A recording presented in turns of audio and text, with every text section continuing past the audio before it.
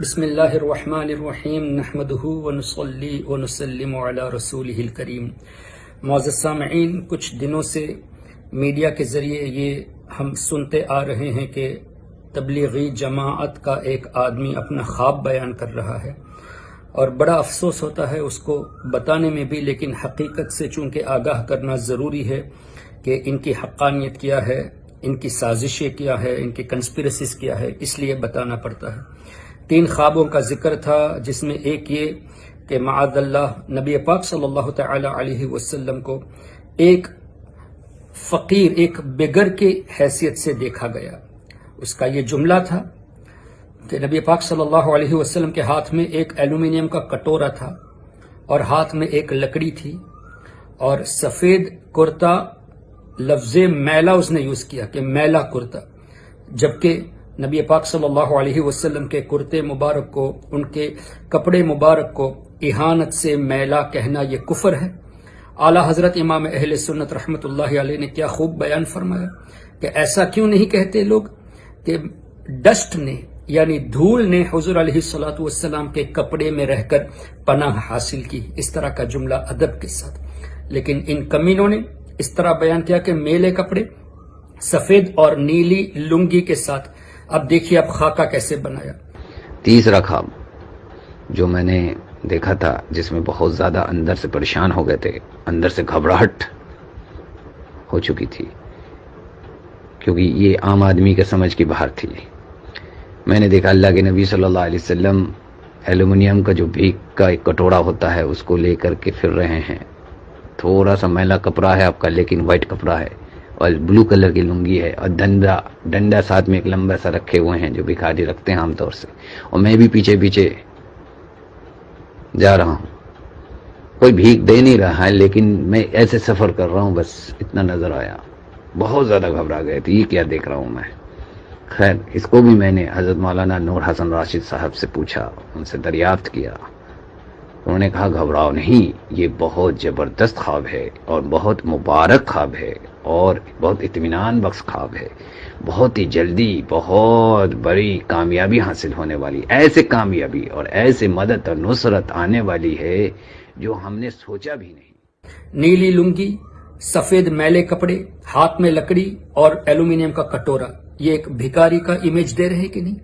اور یہ خواب بیان کرنے والا کہتا ہے کہ میں پیچھے پیچھے گیا، لیکن مجھے افسوس بہت ہوا۔ اس خواب کو میں نے جب ہمارے بزرگوں سے دریافت کیا تو انہوں نے کہا کہ بہت مبارک خواب ہے۔ یہ کمینے ایسے ہیں کہ اس طرح کے خواب گھڑ کر نبی پاک صلی اللہ علیہ وسلم کے تعلق سے اس طرح غلط امیج دے کر یہ مسلمانوں کو بدنام کرتے ہیں۔ ان لوگوں کا اسلام سے کیسے تعلق ہو سکتا ہے جو نبی پاک صلی اللہ علیہ وسلم کے تعلق سے اس طرح کی باتیں پیش کرے اور تعبیر میں یہ کہتے کہ یہ ہمارے لیے بھلائی کی بشارت ہے۔ یہ خواب بہت اچھا ہے۔ میں آپ کو اس سلسلے میں 1-2 باتیں بتاؤں تاکہ کچھ لوگ ایسے بھی ہیں جو یہ کہتے کہ ارے خواب ہی تو ہے نا، اس میں کیا حرج ہے۔ سیدنا امام بخاری رحمۃ اللہ تعالی علیہ نے بھی خواب دیکھا کہ نبی پاک صلی اللہ علیہ وسلم کے جسم اقدس کے پارٹس الگ الگ تھے، اس کو جمع فرما رہے ہیں، لیکن وہ خواب امام بخاری نے دیکھا اور اس کی تعبیر یہ تھی کہ نبی پاک صلی اللہ علیہ وسلم کے الفاظ مبارک حضور کی حدیث سے کئی جگہوں پہ پھیلی تھی، اور امام بخاری کے ذریعے اللہ تعالیٰ نے ان حدیثوں کو جمع فرمایا۔ حضور کے الفاظ تو حضور علیہ الصلوۃ والسلام کو اس طرح دیکھا کہ حضور کے الفاظ الگ الگ جگہوں پہ ہیں، تو اس حساب سے ان کے جسم اقدس کو جمع کر رہے ہیں، یہ دیکھا گیا ہے۔ تو وہ خواب بالکل ہی الگ ہے، اور اس خواب کا تو سوائے بے ادبی اور گستاخی کا اور کچھ نظر ہی نہیں آتا۔ اس طرح کی 1-2 باتیں میں آپ کے سامنے انہی کی کتاب سے پیش کرتا ہوں، یہ کس طرح خود اپنے عقیدے کے خلاف بولتے ہیں۔ یہ کتاب ہے براہین قاطعہ۔ پہلے اس میں آپ دیکھ لیجئے، براہین قاطعہ میں یہاں لکھا گیا ہے، خلیل احمد امبیٹوی نے یہاں بہت کلیئرلی لکھا ہے نبی پاک صلی اللہ علیہ وسلم کے علم کے تعلق سے کہ حضور علیہ الصلوۃ والسلام کو غیب کا علم نہیں دیا گیا، یہاں تک کہ حضور علیہ الصلوۃ والسلام دیوار کے پیچھے کی بات بھی نہیں جانتے۔ حالانکہ حضور نے ایسا نہیں فرمایا کہ مجھے دیوار کے پیچھے کا علم نہیں، یہ انہوں نے اپنی طرف سے گھڑا ہے۔ اور ساتھ میں یہ لکھا ہے کہ شیطان کو غیب کا علم دیا گیا، نبی پاک صلی اللہ علیہ وسلم کو اگر کوئی غیب کا علم مانتا ہے تو وہ شرک کر رہا ہے، یہ ایمان کا حصہ نہیں بلکہ یہ شرک کر رہا ہے۔ یہ جملے لکھنے والے خلیل احمد امبیٹوی نے اسی کتاب میں خواب بیان کر رہے ہیں دیوبند مدرسے کے تعریف کے تعلق سے. اب دیکھو یہ کس طرح اپنی بات آتی ہے تو خود ہی جو لکھا ہے اس کے خلاف بھی بولنے پر یہ لوگ آ جاتے ہیں، اور ذرا شرم نام کی ان میں کوئی چیز نہیں. کیسے شرم ہوگی؟ جہاں ایمان نہیں وہاں شرم کہاں سے ہوگی؟ سنیے، یہ بتا رہے ہیں دیوبند مدرسے کے تعریف کے سلسلے میں کہ نبی پاک صلی اللہ علیہ وسلم کو ایک صالح شخص نے دیکھا، ایک نیک آدمی نے زیارت خواب میں کی اور حضور علیہ الصلوۃ والسلام کو دیکھا کہ حضور علیہ السلام اردو میں بات کر رہے ہیں. یہ براہین قاطعہ پیج نمبر 30 میں یہ پورا ہائی لائٹ کیا ہوا ہے. پیج نمبر 30 براہین قاطعہ آپ دیکھ سکتے ہیں، اور یہ ہے مکتبہ کتب خانہ امدادیہ دیوبند. اچھا، اس میں یہ لکھا کہ نبی پاک صلی اللہ علیہ وسلم نے اردو میں کلام کیا. تو ان کے حساب سے نیک آدمی نے یہ پوچھا کہ یا رسول اللہ صلی اللہ علیہ وسلم، آپ کو اردو کہاں سے آئی؟ آپ تو عربی ہیں. تو حضور علیہ السلام نے اس طرح جواب دیا کہ جب سے علماء دیوبند سے ہمارا معاملہ ہوا، یعنی علماء مدرسہ دیوبند سے جب سے ہمارا معاملہ ہوا، ہم کو اردو آ گئی. اس طرح کے جملے یہاں لکھے گئے ہیں. اب مجھے بتائیے، ایک طرف یہ لکھتے ہیں کہ حضور علیہ الصلوۃ والسلام کو دیوار کے پیچھے کا علم ہے، دوسرا یہ لکھتے ہیں کہ حضور علیہ الصلوۃ والسلام کے بارے میں یہ عقیدہ رکھنا کہ ہمارے آقا غیب کا علم جانتے ہیں یہ شرک ہے، جبکہ شیطان کا علم ثابت کرتے ہیں. تو شیطان کو غیب کا علم جاننے والا ماننا شرک نہیں ہے، نبی کو ماننا شرک ہے. یہ کیسا قرآن کے خلاف بتا رہے؟ پھر اس خواب کے ذریعے، وہ بھی اسی کتاب، اسی براہین قاطعہ میں، یہ کمینے اس طرح پیش کرتے ہیں کہ حضور علیہ الصلوۃ والسلام کو اردو نہیں آتی تھی، علماء دیوبند سے رابطے کے بعد لکھا. اب مجھے بتائیے، نبی پاک صلی اللہ علیہ وسلم کا وصال شریف 1400 سال پہلے ہوا. ہمارا تو عقیدہ ہے کہ حضور علیہ الصلوۃ والسلام آج بھی اپنی قبر انور میں زندہ ہے، اپنے جسم کے ساتھ موت کا مزہ چکھنے کے بعد آج بھی زندہ ہے، جہاں مرضی ہوتی ہے تشریف لے جاتے ہیں. لیکن ان کا عقیدہ ہے غیب کی خبر نہیں ہے، اور مانیں گے تو شرک ہوگا. اور اس کو یہ خواب بیان کر کے دیوبند مدرسے کی تعریف کر رہے ہیں. تو اس میں کیا پتا چلا؟ 200 سال یا 150 سال پہلے بنا ہوا دارالعلوم کی خبر نبی پاک صلی اللہ علیہ وسلم قبر انور میں رہتے ہوئے رکھتے ہیں، اور علماء دیوبند کے پاس آنا جانا تھا، تبھی رابطہ ہوا اور اس رابطے میں اردو سیکھا. تو حضور علیہ الصلوۃ والسلام کو دیوبند کے علماء کا شاگرد بنایا، اور حضور علیہ الصلوۃ والسلام کو حاضر و ناظر بھی اس میں مانا گیا. اس لیے کہ ظاہر ہے دیوبند کی خبر جو 150 سال 200 سال پہلے بنا ہے اس کی خبر رکھی گئی، تبھی تو مدینہ شریف سے یہاں دیوبند مدرسے میں آئے. پھر مزید یہ کہ نبی پاک صلی اللہ علیہ وسلم علم غیب بھی رکھتے ہیں کہ دیوبند کا مدرسہ شروع ہو چکا ہے، وہاں ایسے ایسے علماء ہیں، اس لیے ان علماء سے رابطہ کیا جائے اور اردو سیکھی جائے. تو خود ہی اپنی کتاب میں جو لکھا ہے کہ یہ شرک ہے، اور یہ خود ہی یہ لوگ شرک کرتے ہیں. اسی طرح ایک اور خواب میں آپ کو سنا دوں. کہنے کا مطلب یہ ہے، کلپ بڑی ہو تو کوئی حرج نہیں، لیکن بات ضرور ہی ہے، اس لیے آپ اس کو ذہن نشی کر لیں. کافی چیزیں ہیں لیکن میں اختصار کے ساتھ پیش کرتا ہوں. اپنی بات کو کرنے کے لیے، منوانے کے لیے یہ نبی پر بھی جھوٹا خواب گھڑ دیں گے، نبی کے تعلق سے بھی جھوٹا خواب یہ لوگ گھڑ لیں گے. اب دیکھو، اس کتاب تذکرۃ الرشید عاشق الہی میریتھی نے لکھا ہے رشید احمد گنگوہی کے حالات کے تعلق سے. اس کتاب میں ایک خواب بیان کیا ہے کہ حاجی امداد اللہ مہاجر مکی، پہلی بات تو ہے کہ حاجی امداد اللہ مہاجر مکی رحمت اللہ علیہ ایک بزرگ تھے، ہم مانتے ہیں، لیکن یہ اعلیٰ حضرت امام اہل سنت کو اعلیٰ حضرت کہنے سے کہتے ہیں کہ تم غلط کرتے ہو. اعلیٰ حضرت کیسے کہیں گے؟ اعلیٰ حضرت تو صرف نبی پاک صلی اللہ علیہ وسلم ہے، جبکہ اس دور کے علماء کے حساب سے جو بڑا ہوتا ہے اس کو اعلیٰ کہا جاتا ہے. لیکن انہوں نے حاجی امداد اللہ مہاجر مکی کو اعلیٰ حضرت لکھا ہے کہ اعلیٰ حضرت نے خواب دیکھا. یہ بھی ایک جھوٹا خواب ہے. کیا خواب دیکھا بتاتے ہیں، اس لیے کہ یہ حاجی امداد اللہ نے نہیں کہا، یہ ان لوگوں کا گڑھا ہوا ہے.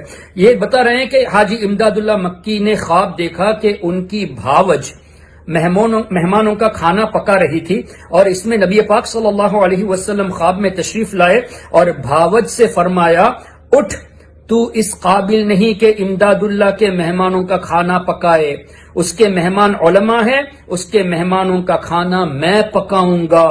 نبی پاک صلی اللہ علیہ وسلم نے یہ بتایا کہ حاجی امداد اللہ کی بھاوج، تو کھڑی ہو جا، تم اس لائق نہیں کہ حاجی امداد اللہ کے مہمانوں کا کھانا پکائے، بلکہ اس کے مہمان علماء ہیں، میں کھانا پکاؤں گا.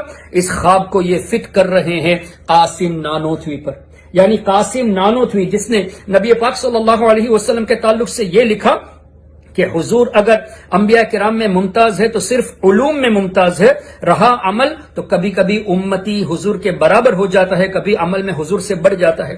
وہ یہ اب اس کی تعریف میں یہ کہا جا رہا ہے، اور اسی تحذیر الناس میں قاسم نانوتوی نے لکھا کہ نبی پاک صلی اللہ علیہ وسلم کے زمانے میں یا ان کے بعد کوئی نیا نبی آ سکتا ہے جو قرآن اور حدیث کے خلاف عقیدہ ہے۔ تو ایسے غلط عقیدے والوں کے تعلق سے اپنا چرچا کرانے کے لیے یہ کہہ رہے ہیں کہ قاسم نانوتوی کا وہ مرتبہ ہے کہ حضور علیہ السلام نے حاجی امداد اللہ کی بھاوت سے کہا کہ اس کے مہمان کا کھانا پکانے کے لیے تمہیں کوئی حق نہیں، تم اس لائق نہیں، میں کھانا پکاؤں گا۔ دیکھو کس طرح حضور علیہ الصلوۃ والسلام کی شان کو گھٹا کر اپنے علماء کا بیان کرتے ہیں۔ تو تب یہاں حضور کو کیسے پتا چلا کہ قاسم نانوتوی آنے والا ہے؟ حاجی امداد اللہ مہاجر مکی کے 150 سال یا 200 سال پہلے، اور ان کا عقیدہ ہے کہ حضور نہ علم غیب رکھتے ہیں، نہ حاضر و ناظر ہے، نہ غیب کی خبر رکھتے ہیں، اور یہ خود ہی اس طرح کی بکواسیں لکھتے ہیں۔ تو اس سے کیا پتا چلا؟ یہ اپنا چرچا کرنے کے لیے اس طرح کے جھوٹے خواب گڑتے ہیں۔ ہرگز ہرگز ان خوابوں کو لے کر یہ مت سمجھ لینا کہ تبلیغی جماعت کا واقعی میں ایک بہت اہم مقام ہے۔ ارے جس جماعت میں حضور علیہ الصلوۃ والسلام کے علم غیب کے تعلق سے ایمان رکھنا شرک کہا گیا ہو، اور جس جماعت میں شیطان کے تعلق سے علم غیب کو رکھنا یہ ایمان کہا گیا ہو، وہ شیطانی جماعت ہوتی ہے، ہو سکتی ضرور ہے، اور ہے بھی شیطانی جماعت۔ وہ صحیح معنوں میں مسلمانوں کی جماعت ہو ہی نہیں سکتی جن کے عقائد یہ ہوں۔ اس لیے ان کے ایسے خوابوں سے بچ کے رہیے۔ اللہ تبارک و تعالی ایسے شریر، کمینے، نکمے اور ایسے ذلیل، میں تو کہتا ہوں اگر انہوں نے جان بوجھ کر یہ کہا اور کیا بھی ہے، یہ حرام کی اولاد ہے جنہوں نے اس طرح ہمارے آقا صلی اللہ علیہ وسلم کی شان کو گھٹانے کے لیے ایسے خواب کو گڑے کہ اپنے مدرسے کو، اپنے مرکز کو چرچا دینے کے لیے حضور کے تعلق سے ایک بھکاری کی حیثیت پیش کرنا، پھر اس پر تعویل کرنا، پھر اس کے تعلق سے خود اپنی طرف سے انٹرپریٹیشن لے کے تبلیغی جماعت کا چرچا کرنا۔ ارے جس جماعت نے اللہ تعالیٰ کو جھوٹا ثابت کر دیا کہ اللہ جھوٹ بول سکتا ہے، جس جماعت نے حضور علیہ الصلوۃ والسلام کے تعلق سے اس طرح کی باتیں لکھی کہ حضور کو پیٹھ کے پیچھے کی خبر نہیں، دیوار کے پیچھے کی خبر نہیں، جس جماعت نے یہ لکھا کہ نبی پاک صلی اللہ علیہ وسلم کا خیال نماز میں آ جائے تو اس سے نماز بیکار ہو جاتی ہے، بلکہ اس سے تو یہ بہتر ہے کہ اپنے گدھے کا خیال کرے، اپنی گائے کا بیل کا خیال کرے، اور اپنی بیوی کے ساتھ جو تعلق ہوتا ہے اس کا خیال کرے، یہ حضور کے تذکرے سے بہتر، حضور کے خیال سے بہتر، ایسی جماعت کی ہم تائید کریں؟